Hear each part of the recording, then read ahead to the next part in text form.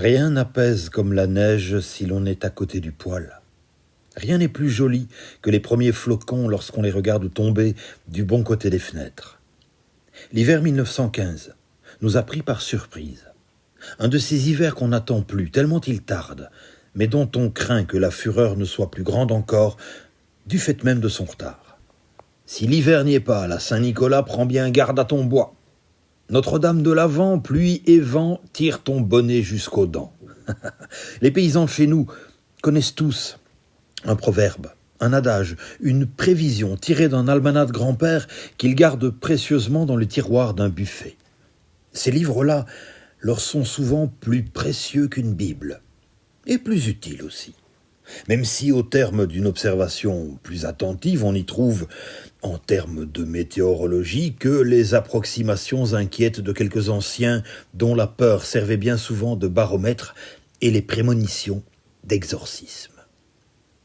Les vieux sortaient leur grimoire à la soirée tombée, annotant ci et là les faits qui leur semblaient avérés, rectifiant ou corrigeant ceux dont la teneur était plus déplaisante.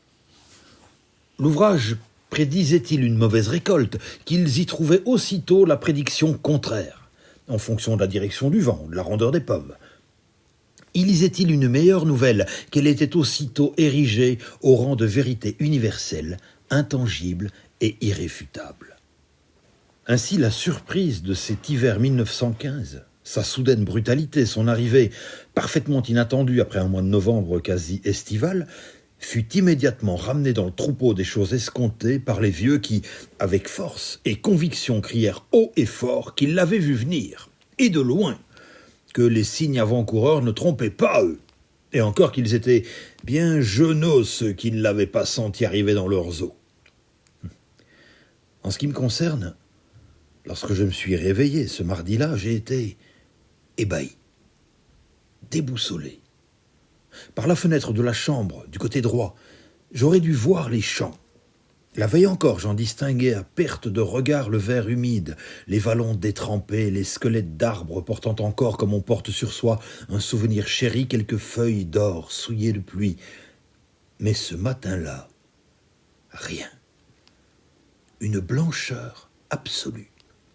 Une opacité trop lumineuse pour être de brouillard et plus épaisse aussi.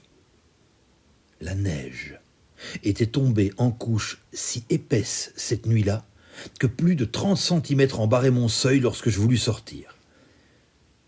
Je garde de ces quelques instants un émerveillement d'enfant devant la beauté mystérieuse du paysage, devant son silence presque absolu, un calme profond, densifié encore par les chutes de quelques paquets neigeux tombés de quelques branches trop chargées. Cela ne devait pas durer, bien entendu. Ma vie était ainsi faite.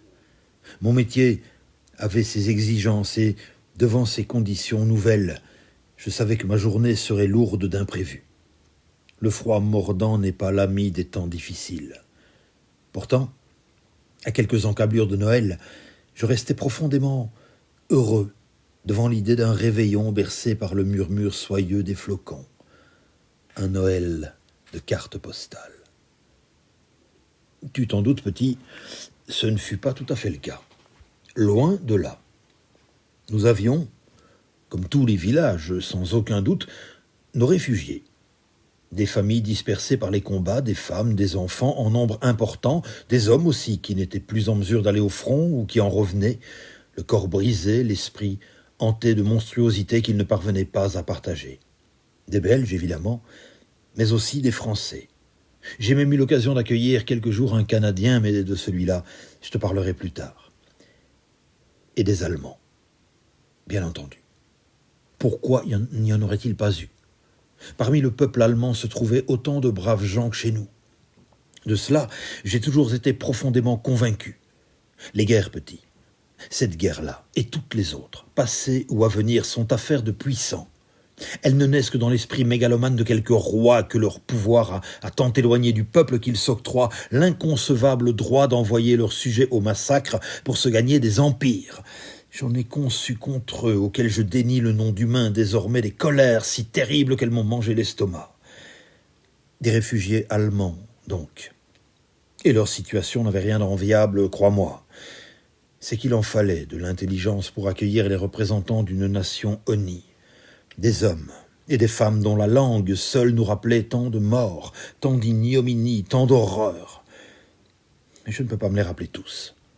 La plupart d'entre eux ne faisaient que passer, fuyant tous les courroux, le nôtre comme celui de leurs compatriotes, considérés par les uns comme des déserteurs et par les autres comme des monstres. Qu'était-il d'autre pourtant que les victimes d'une machine à broyer la vie? Le couple dont je veux te parler, malgré tout, n'a jamais quitté ma mémoire. Joseph et Maria. Lorsque mon adjoint, la mule, m'en a parlé, j'ai cru d'abord à une blague idiote. Un couple, femme enceinte et presque à terme, cherchant refuge à quelques heures de Noël, portant ces noms-là, Joseph et Maria, me prenaient-ils donc pour un crétin? Mais la mule n'avait pas l'intelligence suffisamment armée pour inventer pareille histoire, et il me fallut me rendre à l'évidence. Il y avait bel et bien un Joseph et une Maria, errant par des chemins de campagne couverts d'une neige épaisse l'avant-veille de Noël. Je me suis donc mis en quête d'un logement. C'est-à-dire que j'ai voulu le faire, mais le temps de les trouver, ils s'étaient réfugiés dans l'abri précaire d'une grange à demi écroulée, une véritable tempête faisait rage sur la région. Les bourrasques étaient si fortes qu'elles menaçaient d'abattre les pauvres murs branlants derrière lesquels ils étaient pelletonnés, la femme serrée dans les bras de son mari, retenant à grand-peine des larmes de découragement. Il fallait agir au plus vite. Les premières douleurs de l'enfantement l'avaient prise et je craignais qu'elle ne perde cet enfant. J'ai donc opté pour la première idée qui m'a traversé l'esprit. Puisque Joseph et Maria étaient parmi nous, puisque la nuit de Noël nous arrivait, eh bien, il nous fallait accepter les signes du ciel pour ce qu'ils étaient. Je les ai donc emmenés vers l'église où une crèche vivante devait ravir les enfants le lendemain soir lors de la messe de minuit. Aussitôt dit, aussitôt fait. Et cet enfant naquit, la nuit même, entre un grand âne et un bœuf, sous une étoile de plâtre peint.